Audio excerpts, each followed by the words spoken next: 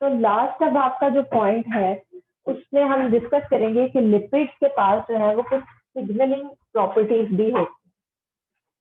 Lipids के हमने storage properties देख ली, इनकी स्ट्रक्चरल प्रॉपर्टीज देख ली। ट्राइएथाइलग्लिसराइड्स और वैक्सीज के केस में हमने कहा था कि ये स्टोरेज लिपिड्स हैं बिकॉज ये एनर्जी को स्टोर करते हैं। ये आपके स्पेसिफिक जो ऑर्गन्स हैं उनके अंदर ये अनलिमिटेड अमाउंट के अंदर स्टोर होते हैं।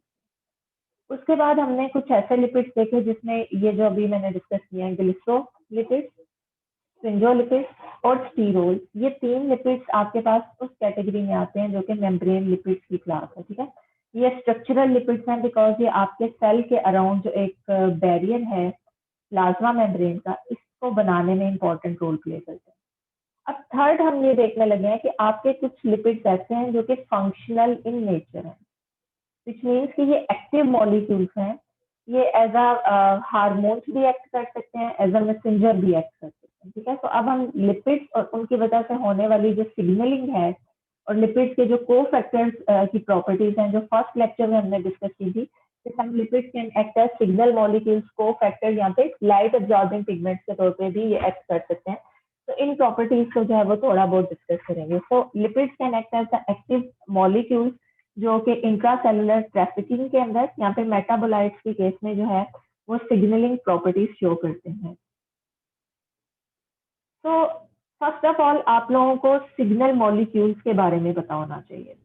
लाइक आपके पास अगर ये एक सेल है और ये सेकंड सेल है, तो आपके पास multiple type of messenger molecules होते हैं। देयर आर सम मैसेंजर्स जिनको हम इंट्रासेलुलर मैसेंजर कहते हैं बिकॉज ये मैसेंजर, सपोज आपके पास ये एक सेल है, इसके साथ कोई ये रिसेप्टर मॉलिक्यूल फॉर एग्जांपल इसकी मेम्ब्रेन में प्रेजेंट है और कोई हार्मोन यहाँ पे बाइंड करता है। हार्मोन की बाइंडिंग के बाद आपके सेल के अंदर किसी प्रोटीन की एक्टिविटी कम या ज्यादा होनी है, तो हार्मोन के रिसेप्टर के साथ इंटरेक्शन की वजह से सेल के इंटरनल एनवायरनमेंट के अंदर कोई molecule as a signal act करेगा उस स्पेसिफिक प्रोटीन तक। सपोज ये प्रोटीन ए है जिसने एक्टिव होना है इसके, तो ये सिग्नल मॉलिक्यूल इस प्रोटीन तक इंफॉर्मेशन लेके जाएगा कि अब वो टाइम है जब इस टाइम पे तुम्हारा एक्टिव होना जरूरी है। ठीक है, तो in the presence of hormone आपकी ये प्रोटीन एक्टिवेट होगी और इसी तरह से जब हार्मोन अवेलेबल नहीं होगा, रिसेप्टर फ्री होगा, तो उस केस में ये मैसेंजर भी प्रेजेंट नहीं होगा और आपकी प्रोटीन अपनी कौन सी कंफर्मेशन में प्रेजेंट होगी, inactive confirmation. So there are some messenger molecules जो कि इंट्रासेलुलरली किसी प्रोटीन, किसी पर्टिकुलर मॉलिक्यूल या किसी पाथवे को इफेक्ट करते हैं। इसमें आपके पास एग्जांपल आ जाती है ग्लूकोज की ऑक्सीडेशन, ठीक है, इन दी प्रेजेंस ऑफ इंसुलिन। ठीक है, तो हमेशा आपके सेल्स उसी केस में ग्लूकोज को ऑक्सीडाइज कर सकते हैं जब आपके ब्लड में एक हार्मोन इंसुलिन प्रेजेंट होता है। और उसकी वजह क्या होती है, इंसुलिन ना सिर्फ ग्लूकोज को सेल के अंदर एंटर करवाता है बल्कि जो ग्लूकोज की फर्दर जो है ऑक्सीडेशन या फिर उसको उसकी कंजप्शन के जो प्रोसेसेस हैं विद इन लिवर सेल या फिर बाकी सेल्स के अंदर उनको भी रेगुलेट करता है। ठीक है, तो ये आपके पास जो है वो इटसेल्फ सेल से बाहर रह रहा है, लेकिन इसकी वजह से सेल के इंटरनल एनवायरनमेंट के अंदर कोई हार्मोन या कोई सिग्नल प्रोड्यूस होता है, तो उस सिग्नल को आप क्या कहोगे, इंट्रासेलुलर मैसेंजर मॉलिक्यूल। ठीक है, इंट्रा लिपिड्स आपके पास जो है वो इंट्रासेलुलर मैसेंजर्स के तौर पे भी एक्ट करते हैं, यानी ये in response to any foreign molecule, any hormone या लाइगेंड, सेल के इंटरनल एनवायरनमेंट के अंदर जो है वो कुछ रिस्पॉन्सेज प्रोड्यूस करते हैं। ठीक है, सो फर्स्ट ऑफ ऑल हम उन लिपिड्स को डिस्कस करेंगे जो कि इंट्रासेलुलर मैसेंजर्स के तौर पे एक्ट करते हैं या फिर जो इंट्रासेलुलर मैसेंजर्स को प्रोड्यूस करते हैं, या वो इटसेल्फ इंट्रासेलुलर मैसेंजर के तौर पे एक्ट करेंगे या फिर वो अपने स्ट्रक्चर में से कोई एक्टिव इंट्रा मॉलिक्यूलर मैसेंजर जो है वो प्रोड्यूस करवाएंगे जो कि सेल के अंदर जाके डिफरेंट ऑर्गेनेलिस या डिफरेंट प्रोटीन्स के जो नॉर्मल फंक्शन है उनको क्या कर सकता है, इफेक्ट कर सकता है। तो phosphatidyl inositol as well as sphingosine, ये आपके पास दो ऐसे लिपिड्स हैं, ठीक है, जो एक्ट कर सकते हैं एज इंट्रासेलुलर मैसेंजर या as precursors of intracellular messenger. So let's see कि किस तरह से ये फॉस्फेटिडाइल इनोसिटोल और sphingosine in response to a hormone intracellular messenger molecule produce करेंगे और अल्टीमेटली उन इंट्रासेलुलर मैसेंजर मॉलिक्यूल्स का जो है वो इफेक्ट क्या होगा। तो यहाँ पे आप इस पाथवे को ऑब्जर्व कर रहे हो, इसको मैं स्टेप वाइज पहले आप लोगों के सामने एक्सप्लेन करती हूँ कि आपके पास ये कोई स्पेसिफिक सेल है और इस सेल की सरफेस पे आप लोगों को ये रेड कलर का एक रिसेप्टर नजर आ रहा है, ठीक है। ये यहाँ पे ये जो लाइन से आपको रिप्रेजेंट किया जा रहा है, ये इस सेल का इस प्रोटीन का जो है वो हेलिकल स्ट्रक्चर है, ठीक है। तो ये रिसेप्टर प्रोटीन है जो कि किसी सेल की प्लाज्मा मेम्ब्रेन में प्रेजेंट है and this receptor protein is in turn associated with other protein G protein, ठीक है। तो आपके सेल की सरफेस के ऊपर एक रिसेप्टर है और उस रिसेप्टर के साथ एक एसोसिएटेड प्रोटीन है जिस प्रोटीन को आप कह रहे हो जी प्रोटीन कह रहे हो। इसको अगर हम साथ साथ यहाँ पे ड्रॉ करके भी एक्सप्लेन करते जाएं ताकि आप लोगों के लिए इन इवेंट्स को जो है वो अंडरस्टैंड करना इजी रहे। तो ये आपके पास कोई स्पेसिफिक सेल है और उसकी सरफेस में आपके पास ये लिपिड बायलेयर है और इस लिपिड बायलेयर में वी ऑल नो के प्रोटीन्स भी इम्बेड हुई होती है और some of these proteins can act as receptor molecule. तो सपोज आपके पास इस सेल में एक स्पेसिफिक प्रोटीन इम्बेड हुई है and this protein is receptor, ठीक है। तो इस प्रोटीन के अंदर ये हेलिसेस ड्रॉ करके दिखाया गया कि actually this protein is rich in alpha helices, इसमें अल्फा हेलिसेस प्रेजेंट, ठीक है। तो यहाँ पे आपके पास this is a receptor in can ये प्रोटीन एसोसिएट कर रही है, ये इसका एक्स्ट्रा सेलुलर पोर्शन है जो सेल से बाहर की तरफ है और ये इसका साइटोसोलिक पोर्शन, प्लाज्मा मेम्ब्रेन, ठीक है। ये एक्स्ट्रा सेलुलर साइट है और ये साइटोसोलिक साइट है। तो साइटोसोलिक साइट पे आपका ये जो रिसेप्टर है इन टर्न ये एसोसिएट है विद अनदर प्रोटीन जिसके 3 सब यूनिट्स हैं, alpha, beta and gamma sub unit. और आपके पास नॉर्मली अल्फा सब यूनिट में एक जीडीपी मॉलिक्यूल अटैच है। इस पूरी की पूरी प्रोटीन को this is a trimeric protein, trimeric protein के इसमें फर्दर आपके पास 3 सब यूनिट्स हैं और इस प्रोटीन को आप कहते हो जी प्रोटीन, ठीक है। तो ये जी प्रोटीन का अल्फा सब यूनिट है, ये बीटा सब यूनिट है और ये गैमा सब यूनिट है। अब अगर आप यहाँ पे ऑब्जर्व करो तो ये आपके पास जो है ये रिसेप्टर मॉलिक्यूल है और ये आपके पास जो है वो जी प्रोटीन है which is associated with this receptor.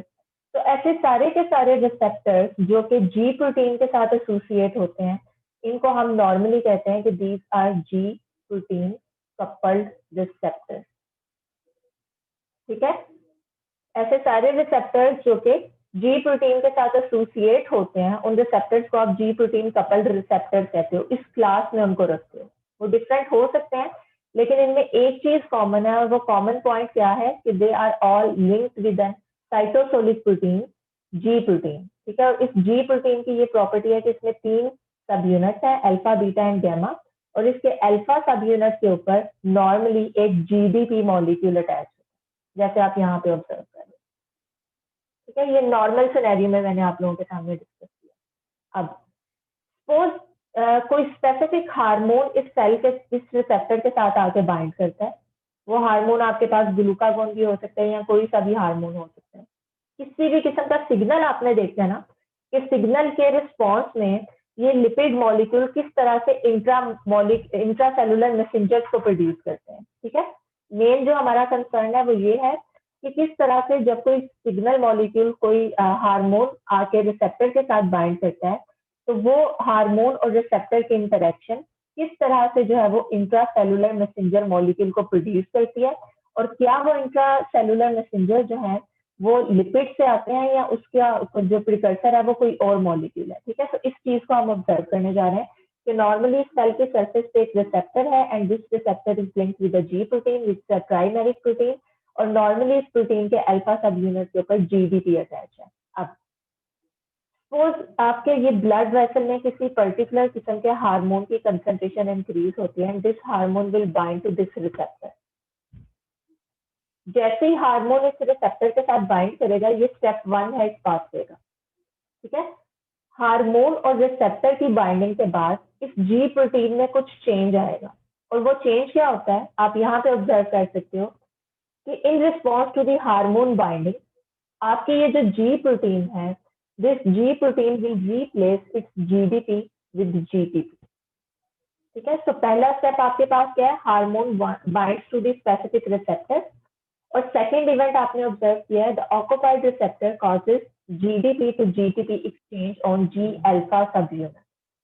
यानी in the absence of hormone आपके इस रिसेप्टर के पास ये प्रॉपर्टी नहीं थी कि वो जीडीपी को रिप्लेस करे, बट जैसे ही आपके पास यहाँ पे ये हार्मोन आके बाइंड कर रहा है, this H represent the binding of hormone with this receptor. So in the presence of this hormone molecule, आपका ये जो रिसेप्टर है ये इस एसोसिएटेड जी प्रोटीन के अल्फा सब यूनिट में से जीडीपी को रिप्लेस कर देगा और वहां पे किस चीज को अटैच करवा देगा, जीटीपी की अटैचमेंट करवा देगा। Now the attachment of GTP with alpha सब यूनिट ये उसको एक्टिव कर देता है। नॉर्मली जितनी देर तक आपके पास ये प्रोटीन जीडीपी के साथ एसोसिएट रहती है, ये प्रोटीन अपनी इनएक्टिव कन्फर्मेशन में है, लेकिन जैसे ही हार्मोन यहाँ पे इसके साथ बाइंड किया है, पहला इवेंट जो मैंने यहाँ पे आप लोगों के सामने एक्सप्लेन किया वो ये है कि आपके अल्फा सब यूनिट में जो जीडीपी अटैच था वो जीडीपी रिप्लेस हो जाएगा और उसकी जगह कौन सा मॉलिक्यूल आके अटैच होगा, जीटीपी। तो आप इसको कह सकते हो कि this is actually GDP to GTP exchange event.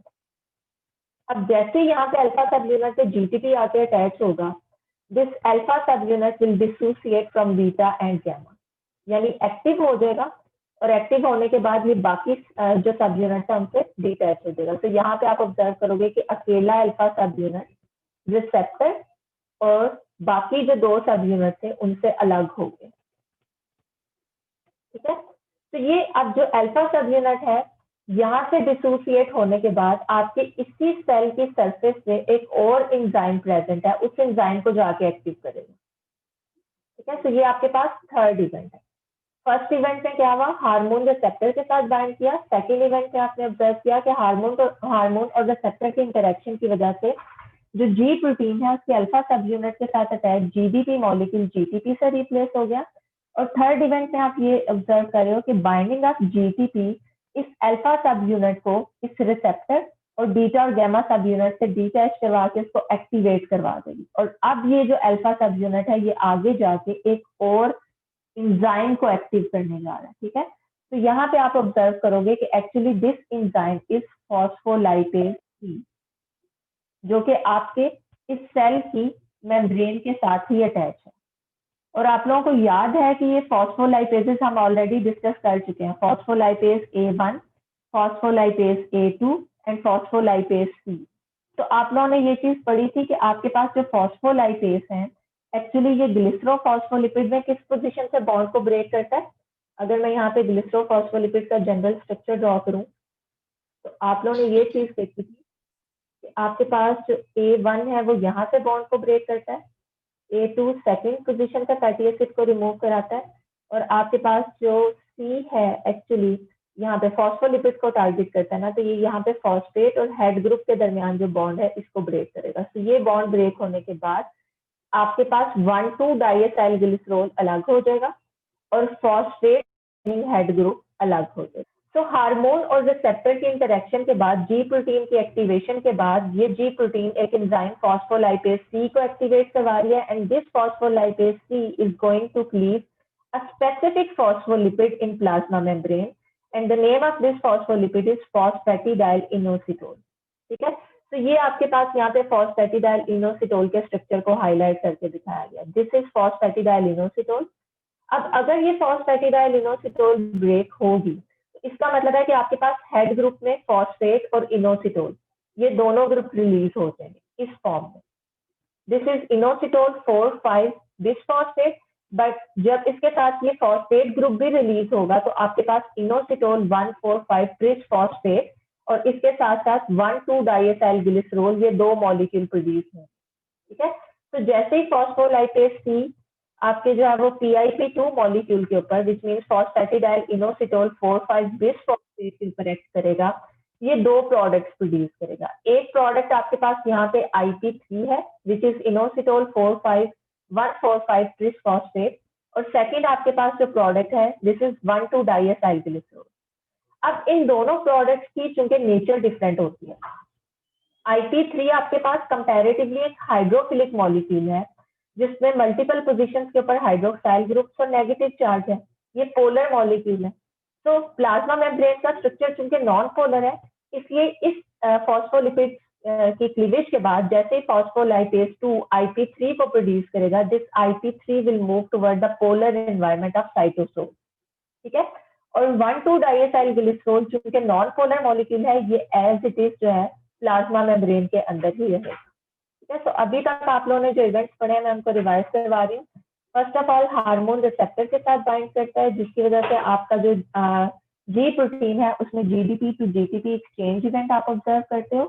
तो उसके बाद जैसे ही आपके पास जीटीपी अटैच होती है, ये जी अल्फा सब यूनिट को यहाँ से क्या कर देती है, रिमूव करवा देती है, जो कि इन टर्न प्लाज्मा मेम्ब्रेन में प्रेजेंट अनदर एंजाइम फॉस्फोलाइपेज सी इसको एक्टिव करेगा। ये एक्टिवेटेड फॉस्फोलाइपेज सी जो है फॉस्फेटिडाइल इनोसिटोल 4,5 बिसफॉस्फेट के ऊपर एक्ट करके वहां से IP3 को रिलीज करती है और डाइएसाइल ग्लिसरॉल को प्रोड्यूस करती है, ठीक है। IP3 चूंकि एक पोलर मॉलिक्यूल है, ये साइटोसोल में आ जाएगा और साइटोसोल में आने के बाद आपके पास एक ऐसी ऑर्गेनेली है विच इज एंडोप्लाज्मिक रेटिकुलम, जहां पे इस IP3 का जो है वो रिसेप्टर प्रेजेंट है, ठीक है। So this IP3 will bind to the specific receptor gated calcium channel which is present on the endoplasmic reticulum और IP3 की बाइंडिंग के बाद यहाँ से कैल्शियम रिलीज होना शुरू हो जाता है, ठीक है। इसका मतलब है जब तक IP3 नहीं था सारे का सारा कैल्शियम आपके एंडोप्लाज्मिक रेटिकुलम में था, बट जैसे ही हार्मोन बाइंड किया फॉस्फोलाइपेज सी ने IP3 को प्रोड्यूस किया, IP3 will increase the cytosolic concentration of calcium, ठीक है। दूसरी तरफ से ये डाइएसाइल ग्लिसरॉल और यहाँ से ये कैल्शियम, ये दोनों मिलके एक और प्रोटीन है, प्रोटीन काइनेज सी, इसको एक्टिवेट करते हैं and then this protein kinase C will activate all other proteins जो कि इस हार्मोन को कोई पर्टिकुलर केमिकल रिएक्शन करवाने के लिए रिक्वायर्ड है। तो हम यहाँ पे इस चीज को विटनेस कर रहे हैं कि यस आपके पास मल्टीपल ऐसे लिपिड मॉलिक्यूल्स हैं जो कि इंट्रासेलुलर मैसेंजर्स के प्रिकर्सर्स के तौर पे एक्ट करती है, ठीक है। यहाँ पे आपने ये चीज विटनेस किया ना कि ये लिपिड एक्चुअली प्लाज्मा मेम्ब्रेन में प्रेजेंट एक फॉस्फोलिपिड था जिसने हार्मोन की बाइंडिंग के बाद जो है वो एक इंट्रासेलुलर मैसेंजर को प्रोड्यूस किया और ये इंट्रासेलुलर मैसेंजर सेल के अंदर जाके एक स्पेसिफिक रिस्पॉन्स को प्रोड्यूस करे। तो अब आप लोगों को इस चीज का भी आइडिया होना चाहिए कि इंटरसेलुलर मैसेंजर्स क्या होते हैं। जैसे अभी आप लोगों ने इन मैसेंजर्स के बारे में पढ़ा है जिसमें IP3 की एग्जांपल लिया है, जो कि विद इन अ सेल किसी ऑर्गेनेली या किसी प्रोटीन को जाके इफेक्ट करते हैं, यानी ऐसा सिग्नल मॉलिक्यूल जो कि एक सेल के अंदर रहते हुए कोई रिस्पॉन्स प्रोड्यूस करता है, उस सिग्नल मॉलिक्यूल को आप इंट्रासेलुलर मैसेंजर कहते हैं। बट अगर आपके पास सपोज पैंक्रियाज की आप एग्जांपल लेते हो, पैंक्रियाज एक ऐसा आपके पास ग्लैंड है जो कि हार्मोन्स को प्रोड्यूस करता है, वो इंसुलिन भी हो सकती है, ग्लूकागोन भी हो सकती है, और फिर ये हार्मोन्स आपके ब्लड के थ्रू जाके मल्टीपल अदर सेल्स के ऊपर जो है वो रिस्पॉन्स प्रोड्यूस करते हैं। तो ऐसे मैसेंजर मॉलिक्यूल जिनको कोई स्पेसिफिक सेल प्रोड्यूस करता है और बाद में वो अपना फंक्शन जो है वो किसी दूसरे सेल के ऊपर परफॉर्म कर सकते हैं, यानी बिटवीन द सेल्स जो कम्युनिकेशन का काम करते हैं, उन मैसेंजर्स को आप क्या कहते हो, इंटरसेलुलर मैसेंजर। और इंटरसेलुलर मैसेंजर मॉलिक्यूल्स में आपके पास जो है वो 3 तरह के मैसेंजर मॉलिक्यूल्स जो है वो आप विटनेस करोगे, जिसमें समटाइम्स आपके पास जो सिग्नल है वो ऑटोक्राइन हो सकता है। ऑटोक्राइन मीन्स कि आपके पास एक सेल है और वो प्रोड्यूस कर रहा है एक स्पेसिफिक सिग्नल को, लाइक आप यहाँ पे ऑब्जर्व कर रहे हो कि इसी सेल के अंदर आपके पास इस हार्मोन की प्रोडक्शन हो रही है और उसके बाद उसी सेल के ऊपर उसके रिसेप्टर भी प्रेजेंट है, ठीक है। तो अगर आपके पास जो है वो हार्मोन की बाइंडिंग साइट या उसके रिसेप्टर उसी सेल के ऊपर प्रेजेंट हो जो कि उससे प्रोड्यूस कर रहे हैं, तो इस तरह की सिग्नलिंग को आप ऑटोक्राइन सिग्नलिंग कहते हो, विच मीन्स कि आपका सेल अपने रिसेप्टर के ऊपर बाइंड करने के लिए ही सिग्नल्स को क्या कर रहा है, प्रोड्यूस कर रहा है। Second type of the signalling is paracrine signalling, जिसमें आपके पास एक सेल है, ये सिग्नल मॉलिक्यूल प्रोड्यूस करता है और इसके नियर बाय सेल के ऊपर इसके रिसेप्टर प्रेजेंट है, ठीक है। जैसे आपके पास किसी इंफेक्शन के केस में एक सेल जो है वो अपने नियर बाय सेल को इंफॉर्मेशन प्रोवाइड करता है by releasing some active molecules, ठीक है।